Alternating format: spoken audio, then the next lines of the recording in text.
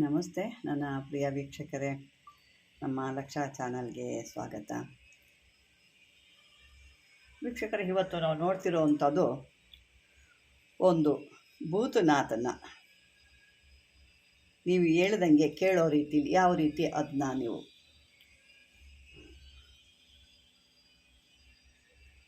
ನಿಮ್ಮ ಒಂದು ವಶ ಮಾಡ್ಕೊಳ್ಳೋದು, ಯಾವ ರೀತಿ ಅದನ್ನು ನೀವು ಹೇಳ್ದಂಗೆ ಕೇಳೋ ರೀತಿಲಿ ಮಾಡ್ಕೊಳ್ಳೋದು ಅಂತ ಅಂದ್ಬಿಟ್ಟು ಇದಕ್ಕೆ ಭೂತ ಮಂತ್ರ ವಿಧಾನ ಅಂತ ಹೇಳ್ತಾರೆ. ಇನ್ನೂ ಬೇರೆ ಬೇರೆ ರೀತಿಲಿ ಕೂಡ ಹೇಳ್ತಾರೆ. ಆ ಭೂತ ಯಾವ ಥರದ್ದು ಹೆಂಗಿದೆ ಅಂತ ಹೇಳೋಣ. ಅದಕ್ಕೂ ಮುಂಚೆ ವೀಕ್ಷಕರೇ, ನಾನೊಂದು ವಿಷಯ ಹೇಳೋದಿದೆ. ನನಗೂ ಇದನ್ನು ಹೇಳಿ ಹೇಳಿ ನನಗೂ ಭಾಳ ಬೇಜಾರಾಗಿದೆ. ಇಲ್ಲಿ ಸಾಕಷ್ಟು ಜನ ನಮ್ಮ ಗ್ರೂಪಲ್ಲಿ ಏನು ಒಂಥರ ಭಿಕ್ಷುದವರಾಗಿಬಿಟ್ಟಿದ್ದಾರೆ. ನನ್ನ ಒಂದು ಚಾನಲಿಂದ ಅವರು ನಮ್ಮ ವ್ಯೂವರ್ಸ್ನ ಕಾಂಟ್ಯಾಕ್ಟ್ ಮಾಡಿ ಗ್ರೂಪಲ್ಲಿ ತಗೊಂಡು ನಾವೇ ಲಕ್ಷ ಚಾನಲವರು ಅಂತ ಹೇಳಿಕೊಂಡು ಜೀವನ ಮಾಡ್ತಾಯಿದ್ದಾರೆ. ಅವ್ರಿಗೆ ಜೀವನ ಮಾಡೋಕ್ಕೆ ಯಾವುದೂ ಇಲ್ಲ, ಅಷ್ಟು ದರಿದ್ರ ಇದೆ ಅಂತಂದರೆ ಹೇಳಿ, ಬೇಕಾರೆ ಏನೋ ಒಂದು ಭಿಕ್ಷೆ ಅಂತ ನಾನು ಕೊಡ್ತೀನಿ ಅವ್ರಿಗೆ. ಅವ್ರ ಯೋಗ್ಯತೆಗೆ ಅಷ್ಟು ಇಲ್ಲ ಅಂತಂದರೆ ನನ್ನದಲ್ಲಿ ತಗೊಂಡು ಅವರು ಜೀವನ ಮಾಡೋ ಅಷ್ಟು ದರಿದ್ರತೆಗೆ ಇಳಿದಿದ್ದಾರೆ. ಅವ್ರಿಗೆ ಯೋಗ್ಯತೆ ಇಲ್ವಾ? ಅವ್ರಿಗೊಂದು ಚಾನಲ್ ಮಾಡ್ಕೊಳ್ಳೋಕ್ಕೆ ಹೇಳಿ. ಬೇರೆ ಯಾರೋ ಮಾಡಿರೋದನ್ನ ಅದನ್ನು ನಾನು ಮಾಡ್ತಾಯಿದ್ದೀನಿ, ನಂದೇ ಅದು ಅಂತ ಹೇಳ್ತಾ ಇದ್ದಾರೆ. ಇದು ಒಬ್ಬಳು ಹೆಂಗಸು, ಮೈಸೂರಿನವಳು ಅಂತ ಹೇಳ್ತಾ ಇದ್ದಾರೆ. ನನಗೊಬ್ಬರು ನೆನ್ನೆ ಫೋನ್ ಮಾಡಿ ಹೇಳಿದ್ರು, ಮಂಗಳೂರಿನವ್ರವರು. ಅವ್ರ ಹತ್ರ ಸಾಕಷ್ಟು ದುಡ್ಡು ಕೂಡ ತೊಗೊಂಡಿದ್ದಾಳೆ, ಆದರೆ ಏನು ಕೆಲಸ ಮಾಡಿಕೊಟ್ಟಿಲ್ಲ ಅಂತೆ ಅವ್ರಿಗೆ. ಅವ್ರಿಗೆ ಅವಳನ್ನ ಬ್ಲ್ಯಾಕ್ ಲಿಸ್ಟ್ಗೆ ಹಾಕಿದ್ದಾರೆ. ಮತ್ತು ಅವರು ಕೇಳಿದ್ದಾರೆ, ಮೇಡಮ್ ನೀವು ಅವ್ರ ವಾಯ್ಸ್ ಒಂಥರ ಇದೆ, ನಿಮ್ಮ ವಾಯ್ಸ್ ಒಂಥರ ಇದೆ ಅಂದಾಗ, ಇಲ್ಲ ಅವ್ರಿಗೆ ವಾಯ್ಸ್ ನಾನೇ ಕೊಟ್ಟಿರೋದು, ಅವ್ರಿಗೆ ಮಾತಾಡ್ಲಿಕ್ಕೆ ಬರಲ್ಲ, ನನ್ನ ಅಸಿಸ್ಟೆಂಟ್ ಅವರು ಅಂತ ಹೇಳಿದಾಳಂತೆ.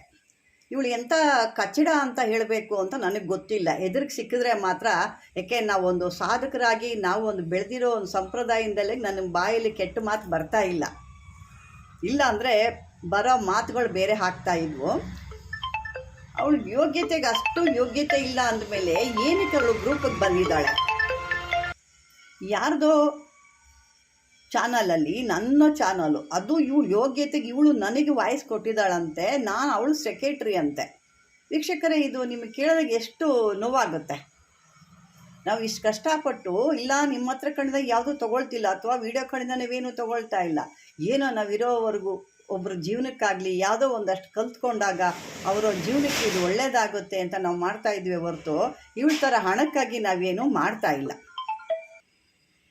ಮಾಡೋಕ್ಕೆ ಯೋಗ್ಯತೆ ಇಲ್ಲದೆ ಬೇರೆಯವ್ರದ್ದು ತಗೊಂಡು ನಂದು ಅದು ಚಾನಲ್ಲು ಅಂತ ಗ್ರೂಪಲ್ಲಿ ಹಾಕ್ಕೊಂಡು ಹೇಳ್ಕೊಳ್ತಿರೋರಿಗೆ ಇವ್ರಿಗೇನು ಮಾನ ಮರ್ಯಾದೆ ಏನೂ ಇಲ್ವಾ? ಈ ಕೆಲಸ ಮಾಡೋದಕ್ಕಿಂತ ಭಿಕ್ಷೆ ಮಾಡೋದು ಪರವಾಗಿಲ್ವಲ್ಲ? ಭಿಕ್ಷೆ ಬಿಡ್ಬೋದಲ್ವಾ? ಜೀವನ ಮಾಡಬೇಕು, ಏನು ಗತಿ ಇಲ್ಲ ಅಂದರೆ ಭಿಕ್ಷೆ ಮಾಡ್ಕೊಂಡು ಜೀವನ ಮಾಡ್ಬೋದು.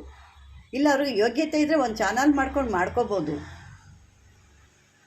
ಎಷ್ಟು ದುರಹಂಕಾರ ಇದ್ದರೆ ಏನು ಮಾತಾಡ್ತಿದ್ದೀವಿ ಅನ್ನೋದು ಅರ್ಥ ಇಲ್ಲದೆ ನಾಳೆ ದಿವಸ ಸಿಗಾಕೊಳ್ತೀವಿ, ಅವಾಗ ಮಕ್ಕಳಿಗೆ ಉಗೀತಾರೆ ಅನ್ನೋದು ಜ್ಞಾನ ಬೇಡವಾ ಅವ್ರಿಗೆ? ಯಾಕೆ ನಾವು ಇದುವರೆಗೂ ಏನೋ ಬಿಡು ಹೋಗ್ಲಿ ಕಡೆ ಅಂತ ಪ್ರತಿ ದಿನ ದಿನ ದಿನ ದಿನ ಇದೇ ಆಗೋಗ್ಬಿಟ್ಟಿದೆ. ಕಷ್ಟಪಟ್ಟು ಮಾಡೋರು ನಾವೆಲ್ಲೋ ಇರ್ತೀವಿ. ಇವರು ನಾವು ಮಾಡಿರೋ ತೊಗೊಂಡು ನಾನೇ ಮಾಡಿರೋದು, ಅದು ನಾನೇ ಇದು ಮಾಡಿಬಿಟ್ಟಿರೋದು, ನನಗೆ ಅದು ಗೊತ್ತು, ಅದು ನಾನು ಅವ್ರಿಗೆ ಅಸಿಸ್ಟೆಂಟು, ಇವಳು ನನಗೆ ಓನರು, ನಾನು ಅವಳಿಗೆ ಅಸಿಸ್ಟೆಂಟು. ಆ ಕಚ್ಚಡ ಅವಳಿಗೆ ಏನು ಉಗಿಬೇಕು ಗೊತ್ತಿಲ್ಲ. ನಾನು ನಿಜವಾಗ್ಲೂ ಏನಾದರೂ ನನಗೆ ಗೊತ್ತಾಯಿತು, ನನ್ನ ಫೋನ್ ನಂಬರ್ ಕೂಡ ಕೊಟ್ಟೆ, ಬೆಳಗ್ಗೆ ಎತ್ತು ಮಾಡಿದಾಗ ಅದು ರಾಂಗ್ ನಂಬರು ಅಂತ ಹೇಳಿದ್ರು. ಆ ನಂಬರ್ ಅವ್ರು ಕೊಟ್ಟಿರೋರು ಸರಿ ಇಲ್ವೋ, ಅಥವಾ ಇವಳು ಎತ್ತಿದ್ದು ಗೊತ್ತಾಗಿಲ್ವೇ ನನಗೆ. ಇಲ್ಲ, ನಂಬರು ಅದು ಯಾವುದೋ ಒಂದು ನಂಬರ್ ಮಿಸ್ಟೇಕ್ ಆಗಿದೆ. ವೀಕ್ಷಕರೇ, ನೋಡಿ, ನಾವು ನಿಮಗಾಗಿ ಇಷ್ಟೊಂದು ಕಷ್ಟಪಟ್ಟು ಕೊಡ್ತೀವಿ. ನೀವು ಸಾಕಷ್ಟು ಸರಿ ಹೇಳ್ತಾ ಇರ್ತೀವಿ, ಅಮ್ಮ ನಿಮ್ಮ ಹಿಂದೆ ನಾವಿರ್ತೀವಿ, ಯಾವುದೇ ಆ ಥರ ಆದರೂ ನಾವಿರ್ತೀವಿ ಅಂತ ಹೇಳ್ತಾ ಇರ್ತೀವಿ. ಅದಕ್ಕಾಗಿ ನಿಮಗೆ ಒಂದು ಮಾತು ನಾನು ಹೇಳ್ತಾ ಇದ್ದೀನಿ, ಇಂಥವ್ರನ್ನೆಲ್ಲ ಬೆಳೆಯೋಕ್ಕೆ ಬಿಟ್ಟಾಗ ನಾವು ಇನ್ನೇನಕ್ಕೆ ಬರಬೇಕು? ಯಾಕಾಗಿ ಈ ಒಂದು ನಿಮಗೆ ನಾವು ಒಂದು ವಿಡಿಯೋ ಮಾಡಿ ಅನುಕೂಲ ಆಗಬೇಕು ಅಂತ ಮಾಡಬೇಕು? ಇದು ಒಬ್ಬಳದ ಕತೆ. ಇನ್ನೂ ಒಬ್ಬ ಅವನೇನೋ ಆಯುರ್ವೇದ ವೈದ್ಯ ಅಂತೆ. ಈ ಆಯುರ್ವೇದ ವೈದ್ಯದವನು ಆಯುರ್ವೇದನ ತಿಂದಿದ್ದಾನೋ ಅಥವಾ ಬೇರೆ ಏನಾದ್ರು ತಿಂದಿದ್ದಾನೋ ಗೊತ್ತಿಲ್ಲ, ಅವನು ಅದೇ ಪ್ರಾಬ್ಲಮ್. ಅವರು ಪಾಪ ನಾನು ಅಂದ್ಬಿಟ್ಟು, ಅಮ್ಮ ನಮ್ಗೆ ಆ ಮಂತ್ರ ಬೇಕು, ಈ ಮಂತ್ರ ಬೇಕು, ಅದು ಹೇಳಿ ಇದು ಹೇಳಿ ಅಂದಾಗ, ಅದು ಈಗ ನಾನು ಕೊಡೋದಿಲ್ಲ, ನಾನು ಈಗ ನಿಮಗೆ ಅವ್ರು ಫೋನ್ ಮಾಡಿದ್ರೆ ಫೋನು ಇವಾಗ ನಾನು ರಿಸೀವ್ ಮಾಡಲ್ಲ, ಬರೀ ಚಾಟಿಂಗಲ್ಲಿರಿ, ಶಿವರಾತ್ರಿ ಆದಮೇಲೆ ನಾನು ನಂಬರ್ ಕೊಡ್ತೀನಿ, ಅವಾಗ ನೀವು ಕಾಂಟ್ಯಾಕ್ಟ್ ಮಾಡಿ ಬನ್ನಿ ಅಲ್ಲಿಗೆ ಅಂತ ಹೇಳ್ತಾನಂತೆ. ಈ ಯಾರೋ ದೊಡ್ಡ ಮನುಷ್ಯ ಇವನು.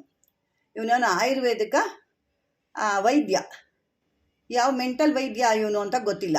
ಈ ರೀತಿ ಬೇರೆಯವರು ಇದರೊಳಗೆ ನಂದು ಇದೆ ಇಲ್ಲಿ, ನಂದು ಚಾನಲ್ಲು ಅಂತ ಒಟ್ಟಿಗೆ ಏನು ತಿಂತವ್ರು ಇವರು ಅನ್ನೋದು ಗೊತ್ತಾಗ್ತಾ ಇಲ್ಲ ನನಗೆ ಇವ್ರನ್ನ ನೋಡ್ತಾ ಇದ್ದರೆ ಇಷ್ಟು ಒಂದು ಈ ಬೇರೆಯವರು ಒಡವೆಗಾಗಿ ಬೇರೆಯವ್ರು ಹೋಗ್ತಿದ್ರೆ ಚೈನ್ಗಳು ಅವ್ರಿಗಿಂತ ಏನು ಇವರು ಕಮ್ಮಿ ಏನಲ್ಲ. ಅವರು ಹೊಟ್ಟೆಪಾಡಿಗಾಗಿ ಹೋಗ್ತಿರೋರನ್ನ ಒಂಥರ ಕಿತ್ಕೊಂಡು ಹೋಗಿ ಕಳ್ತಂದಕ್ಕೆ ಬರ್ತಾರೆ. ಇವರು ಮಾಡಿರೋವಂಥ ವೀಡಿಯೋಗಳಿಗಾಗಿ ಕದ್ದು ಇದನ್ನು ಇವರು ನಮ್ಮದೇ ಅದು ಚಾನಲ್ಲು ಅಂತ ಮಾತಾಡ್ತಾರೆ. ಇವ್ರ ಯೋಗ್ಯತೆಗೆ ಇಷ್ಟು ಬೆಂಕಿ ಬಿತ್ತು. ನಾನು ಇದು ಲಾಸ್ಟು ಫೈನಲ್ ಇದು ಹೇಳ್ತಾ ಇದ್ದೀನಿ. ಇದೇ ರೀತಿ ಹೇಳಿದಾಗ ನನ್ನ ಹತ್ರ ನಂಬರ್ 2 ಇದೆ. ಆ ನಂಬರ್ ಕಂಪ್ಲೀಟಾಗಿ ನಾನು ಕಂಪ್ಲೇಂಟ್ ಮಾಡ್ತೀನಿ. ಸೈಬರ್ಗೆ ನಾನು ಕಂಪ್ಲೇಂಟ್ ಮಾಡಿ ಅದು ಎಲ್ಲಿದೆಯೋ ಅಲ್ಲೇ ನಾನು ಕೂಡ ಅಲ್ಲಿಗೆ ಬರ್ತೀನಿ. ಏಕೆ 1 ಸಾರಿ ಸರಿ 2 ಸಾರಿ ಸರಿ 3 ಸಾರಿ ಕೂಡ ನಾನು ಬಿಟ್ಟಿದ್ದೀನಿ. ಅದು ಇನ್ನೂ ಎಷ್ಟೋ ಸಾರಿ ಕೂಡ ಆಗೋಗಿದೆ. ನೋಡೋಣ ಅಯ್ಯೋ ಮಾಡ್ಕೊಳ್ಳಿ, ಏನೋ ಯಾವುದೋ ಒಂದು ಚಿಕ್ಕ ಪುಟ್ಟು, ಆದರೆ ಯೋಗ್ಯತೆ ಬೇಡವಾ ಅದನ್ನೇ ಮಾತಾಡ್ತಾ ಇಲ್ಲ ಬಿಡು, ಇವರು ಹೆಂಗೋ ಇರಲಿ ನಾವು ತಿನ್ಕೊಳ್ಳೋಣ ಅಂತಂದರೆ ಅದಕ್ಕೇನು ಮರ್ಯಾದೆ ಬೇಡವಾ? ಮಾಡಿದ್ರೆ ನಿಮ್ಮದು ಓಪನಾಗಿ ಒಂದು ಮಾಡ್ಕೊಂಡು ಮಾಡಿ ಸಾಯಿರಿ. ಬೇರೆಯವ್ರನ್ನೆಲ್ಲ ಹಾಕಿ ಎತ್ಕೊಂಡು ನಾನೇ ಮಾಡ್ತಾ ಇರೋದು, ನನಗೆ ಇವರು ಅಂತ ಯಾಕೆ ಹೇಳ್ಕೊಳ್ತೀರಾ? ಆ ಯೋಗ್ಯತೆ ಇಲ್ದಿದ್ಮೇಲೆ ಬೇರೆಯವ್ರದ್ದು ಯಾಕೆ ಹೇಳಿ ನೀವು ಇದು ಹೇಳ್ತಿದ್ದೀರಾ? ಇಂಥದ್ದು ಮಾಡೋದಕ್ಕಿಂತ ಎಲ್ಲರೂ ಕೂತ್ಕೊಂಡು ಭಿಕ್ಷೆ ಎತ್ತಿ, ದುಡ್ಡು ಬೇಕು ಅಂತಂದರೆ ದುಡ್ಡು ಬರುತ್ತೆ, ಇಲ್ಲ ಬೇರೆ ಏನಾದರೂ ಮಾಡಿ ದುಡ್ಡು ಸಿಗುತ್ತೆ. ನಿಮಗೆ ದುಡ್ಡೇ ಬೇಕು ಅನ್ನೋದಿದ್ದರೆ ನಾನು ದುಡ್ಡಿಗಾಗಿ ಮಾಡ್ತಾ ಇಲ್ಲ ಇಲ್ಲಿ. ನಾನು ದುಡ್ಡಿಗಾಗಿ ಮಾಡಬೇಕು ಅಂದರೆ ಅದ್ರ ಬೇರೆಯೇ ಇರ್ತಿತ್ತು. ನಾನು ದುಡ್ಡಿಗಾಗಿ ಇಂತಿಂಥ ದೊಡ್ಡ ಒಳ್ಳೊಳ್ಳೆ ಒಂದು ಮಂತ್ರಗಳೆಲ್ಲ ನಾನು ಕೊಡ್ತಾ ಇದ್ದೀನಿ ಅಂತಂದರೆ ಆ ಯೋಗ್ಯತೆ ನಿಮಗಿಲ್ಲ ಅಂದಮೇಲೆ ನನ್ನ ಬಗ್ಗೆ ಅಲ್ಲಿ ನೀವು ನಾನೇ ಆ ಚಾನಲ್ ಓನರು ಅಂತ ಮಾತಾಡೋ ಯೋಗ್ಯತೆ ಅಲ್ಲ, ಆ ಒಂದು ಇದೂ ಇಲ್ಲ. ನಿಮ್ಮ ಯೋಗ್ಯತೆ ಕಳ್ಕೊಂಡಿದ್ದೀರಾ. ಇದು ಫೈನಲ್ ವಾರ್ನಿಂಗ್ ಅಂತ ತಿಳ್ಕೊಳ್ಳಿ. ನಂಬರ್ಗಳು ಪ್ರತಿಯೊಬ್ಬರು ಆಯುರ್ವೇದ ಡಾಕ್ಟ್ರು ಅಂತ ಏನು ಹೇಳಿದ್ರೆ ಅವ್ರದ್ದು ಇದೆ ನನ್ನ ಹತ್ರ. ಇವಳು ಯಾರೋ ಮೈಸೂರಿನವಳು ಯಾವುದೋ ಒಂದು ಇದು ಅಂತ ಹೇಳಿದ್ರು, ಅದ್ರ ಸರಿಯಾಗಿ ಡೀಟೇಲ್ಸ್ ನಂಗೆ ಗೊತ್ತಿಲ್ಲ. ಅಂದರೆ ಇವತ್ತೇ ನಿಮಗೆ ರಿವೀಲ್ ಮಾಡ್ತಾ ಇದ್ದೆ. ಆ ನಂಬರು ಇದು ಎಲ್ಲ ನಾನು ಕೊಡ್ತಾ ಇದ್ದೆ. ಇವಳು ಮೈಸೂರಿನವಳು ಅಂತ ಹೇಳ್ಕೊಂಡು ಇವಳು ನನಗೆ ಅಗೋರಿಗಳಿಂದ ತರ್ತೀನಿ ಐಟಮು, ಅಗೋರಿಗಳಿಂದ ನಾನು ತರಿಸೋದು, ಅಗೋರಿಗಳೇ ನನಗೆಲ್ಲ ಕೊಡೋವಂಥದ್ದು, ನಾನು ಅಗೋರಿಗೆ ಸಂಬಂಧಪಟ್ಟಿದ್ದು. ಅಗೋರಿ ಆದರೆ ಎಲ್ಲರೂ ಹೋಗಿ ಇರು, ಮಶಾಣದಲ್ಲಿ ಇರು ನೀನು.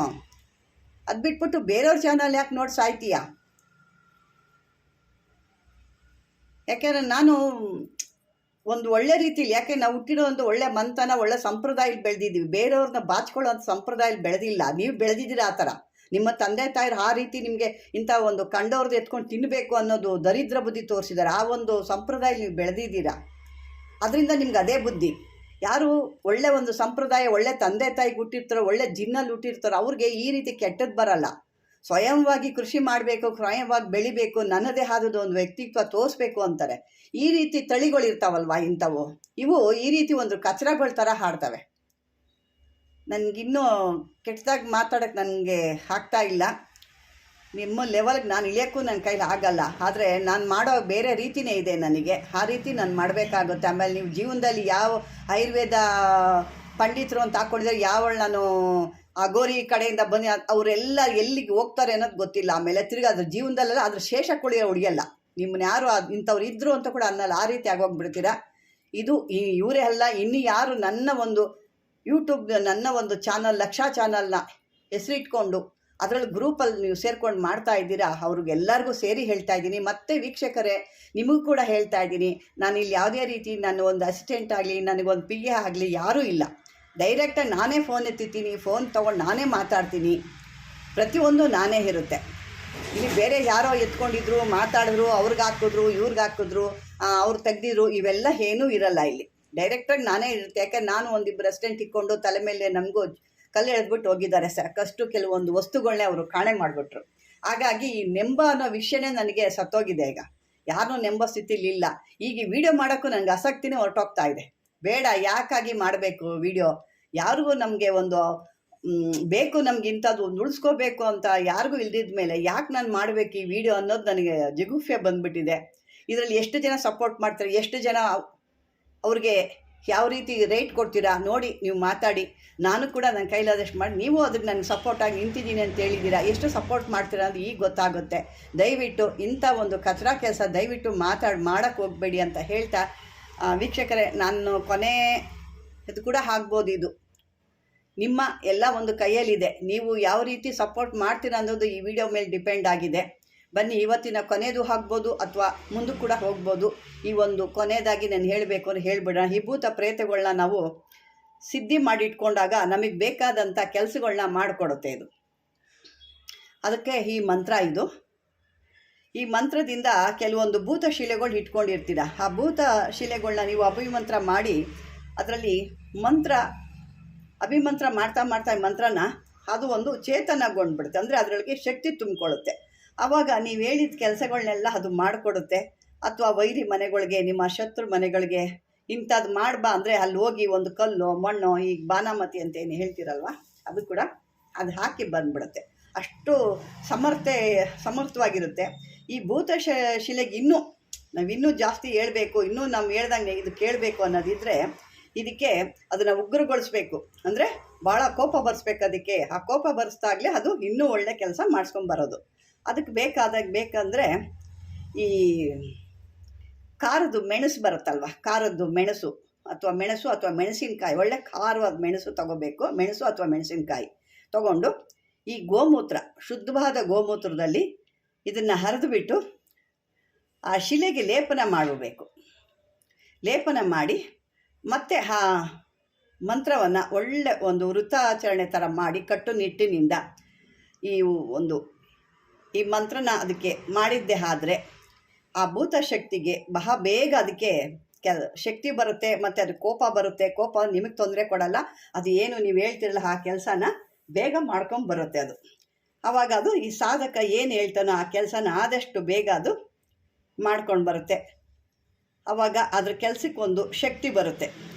ಇದೆಲ್ಲ ಸಾಮಾನ್ಯವಾಗಿ ಮಾಡ್ತಾಯಿದ್ದು ಕೆಲವೊಂದು ಆಗಿನ ತಂತ್ರವಿದ್ಯೆಗಳು ಮಾಡ್ತಾಯಿದ್ರು. ಈಗೆಲ್ಲ ಸಾಮಾನ್ಯ ಇದೆಲ್ಲ ಕೆಲವರು ಮಾಡೋದು ಕಷ್ಟ ಇದೆ.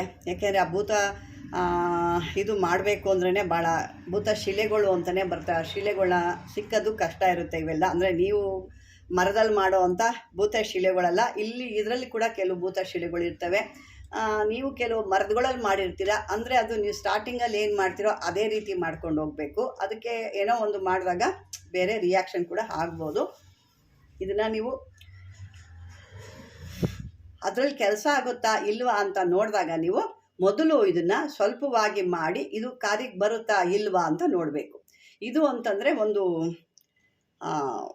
ಆಗಿನ ಕಾಲದಲ್ಲಿ ಒಂದು ಕಲ್ಲು ಬರ್ತಿತ್ತು. ಇದು ಈ ವೈಟ್ ಕಲ್ಲು ಕೆಲವೊಂದು ಪ್ರದೇಶ ಸಿಗುತ್ತೆ. ಇದು ಎಲ್ಲ ಕಡೆ ಸಿಕ್ಕಲ್ಲ. ಕೆಲವೊಂದು ವೈಟ್ ಕಲ್ಲು ಬರುತ್ತೆ. ಒಂದು ರೀತಿ ಅದು ಪೌಡ್ರ್ ಥರ ಆಗುತ್ತೆ. ಅದು ಅಂದರೆ ನುಚ್ಚು ಥರ ಆಗುತ್ತೆ. ಅದು ಕೆಲವೊಂದು ಗಟ್ಟಿಗೆ ಸಿಗುತ್ತೆ. ಅಂಥದ್ದನ್ನ ತಂದು ಮಾಡ್ತಿದ್ರು. ಮತ್ತು ಆ ನುಚ್ಚಾದಂಥವ್ರನ್ನ ಏನು ಮಾಡ್ತಿದ್ರು, ಚೆನ್ನಾಗಿ ಹರಿದ್ಬಿಟ್ಟು ಪೌಡ್ರ್ ಮಾಡಿ ಅದು ಒಂದು ಬೇರೆ ಒಂದು ಮಾಂತ್ರಿಕವಾಗಿ ಮಾಡೋರು. ಮತ್ತು ಔಷಧಿಗೆ ಕೂಡ ಅದನ್ನು ಬಳಸ್ಕೊಳ್ತಿದ್ರು. ಅದು ಈಗ ಎಲ್ಲೂ ಕಾಣ್ತಾ ಇಲ್ಲ. ನಾವು ಯಾವುದೋ ಒಂದು ಚಿಕ್ಕ ಹುಡುಗಿಲಿ ಅದನ್ನು ನೋಡಿದ್ದೆ ನಾನು. ಅಂದರೆ ಈಗ ಅದು ಎಲ್ಲೂ ಕಾಣಲ್ಲ. ಮತ್ತು ಅದೆಲ್ಲ ಒಂದು ಭೂಮಿ ಒಳಗಡೆ ಸಿಕ್ಕೋ ಅಂಥದ್ದು. ಅದು ಯಾರಿಗಾರು ಗೊತ್ತಿದ್ದರೆ ಕಾಮೆಂಟಲ್ಲಿ ಹಾಕಿ ಅಂತ ಹೇಳ್ತೀನಿ. ನಾನೆಲ್ಲೂ ಈಗಾಗಲೇ ಸುಮಾರು ಒಂದು 30-35 ವರ್ಷದಿಂದ ಕೂಡ ಅದೆಲ್ಲೂ ನನ್ನ ಕಣ್ಣಿಗೆ ಬಿದ್ದಿಲ್ಲ. ನಾವು ಚಿಕ್ಕ ಮಕ್ಕಳಿದ್ದಾಗ ಅದನ್ನು ನೋಡಿದ್ವಿ ನಾವು. ಅಷ್ಟು ಬಿಟ್ಟರೆ ಅದ್ರ ಬಗ್ಗೆ ಈಗಿನ ಇದರಲ್ಲಿ ಅದೆಲ್ಲೂ ನನಗೆ ಕಂಡಿಲ್ಲ. ಅದೇನಾದ್ರು ನಿಮ್ಮ ಕಡೆ ಇದೆ ಇಲ್ಲ, ಇದಕ್ಕೆ ಇನ್ನೂ ಒಂದು ಹೆಸರಿದೆ, ಇಂಥದ್ದು ಹೆಸರಿದೆ ಅಂದರೆ ಅದು ಕೂಡ ನೀವು ಕಾಮೆಂಟ್ ಮಾಡಿ. ಯಾಕೆಂದ್ರೆ ನನಗೆ ಕೆಲವೊಂದು ಕಡೆಯಿಂದ ಅದು ಹೆಸರುಗಳು ಒಂದೊಂದು ಕಡೆ ಒಂದೊಂದು ಹೇಳ್ತಾರೆ. ಇದಕ್ಕೆ ಭೂತಶಿಲೆ ಅಂತ ಕೂಡ ಹೇಳ್ತಾರೆ. ಇನ್ನೊಂದು ಒಂದು ಶಿಲೆ ಅಂದರೆ ಬಿಳಿ ಶಿಲೆ ಅದನ್ನು ಭೂತಶಿಲೆ ಅಂತ ಹೇಳ್ತಾರೆ ಕೆಲವರು. ಅಂದರೆ ಭೂತಕ್ಕೊಳಗೆ ಮಾಡೋದ್ರಲ್ಲಿ ಭೂತಶಿಲೆ ಅಂತ ಕೂಡ ಹೇಳ್ತಾರೆ. ಹೀಗಾಗಿ ಈ ರೀತಿ ಇರುತ್ತೆ. ಇದನ್ನು ಎಷ್ಟು ಸಾರಿ ಮಾಡಬೇಕು, ಎಷ್ಟು 1000ನ 1,00,000ನ ಅಂತ ಕೇಳಿದ್ರೆ ಇದಕ್ಕೆ ಯಾವುದೇ ರೀತಿ ಮಂತ್ರಗಳಿಗೆ ನಾನು ಪದೇ ಹೇಳ್ತಾನೆ ಇರ್ತೀನಿ. ಈ ಮಂತ್ರಗಳಿಗೆ ಯಾವುದೇ ರೀತಿ ಲಿಮಿಟ್ ಇಲ್ಲ. ನೀವು ಎಷ್ಟಾದ್ರೂ ಹೇಳ್ಕೊಬೋದು. ಅಂದರೆ ಏನು ಅಂದರೆ ಒಂದು ಮಿನಿಮಮ್ ಇಷ್ಟು ಮಾಡಿ, ಕನಿಷ್ಠ ಪಕ್ಷ 1008 ಮಾಡಿ ಅಥವಾ 1,00,000 ಮಾಡಿ ಅಂತ ಹೇಳಿರ್ತೀವಿ. ಅದರ ಹೆಚ್ಚಿಗೆ ಕೂಡ ಮಾಡಿದ್ರು ಏನು ತೊಂದರೆ ಇಲ್ಲ. ಇನ್ನೂ ಶಕ್ತಿ ಅನ್ನೋದು ಅಭಿವೃದ್ಧಿ ಆಗ್ತಾ ಇರುತ್ತೆ. ವೀಕ್ಷಕರೇ, ಈಗಿದು ಅರ್ಥ ಆಗಿದೆ ಅಂದ್ಕೊಂಡಿದ್ದೀನಿ. ಯಾರ್ಯಾರು ಅರ್ಥ ಆಗಿಲ್ಲ ಕಾಮೆಂಟ್ ಬಾಕ್ಸಲ್ಲಿ ಹಾಕಿ. ಮತ್ತು ನಾನು ಮೊದಲೇ ಹೇಳಿದಂಥ ಕೆಲವು ಕಚಡ ಜನಗಳಿಗೆ ಬುದ್ಧಿ ಯಾವ ರೀತಿ ಕಲಿಸ್ತಾರೆ, ಯಾವ ರೀತಿ ಮಾತಾಡ್ತೀರಾ ಅನ್ನೋದು ನಿಮಗೂ ಬಿಟ್ಟಿದ್ದು. ನೀವು ಕೂಡ ಅದಕ್ಕೆ ಒಂದು ಸಹಾಯ ನೀವು ಮಾಡ್ತೀರಾ ಅಥವಾ ನೀವು ಅದನ್ನು ಪರವಾಗಿ ನಿಂತಿದ್ದೀರಾ ಅಂದ್ಕೊಳ್ತೀನಿ. ದಯವಿಟ್ಟು ಈ ಒಂದು ವಿಡಿಯೋ ಇಷ್ಟವಾದರೆ ಲೈಕ್ ಮಾಡಿ, ಶೇರ್ ಮಾಡಿ, ಸಬ್ಸ್ಕ್ರೈಬರ್ ಆಗಿ.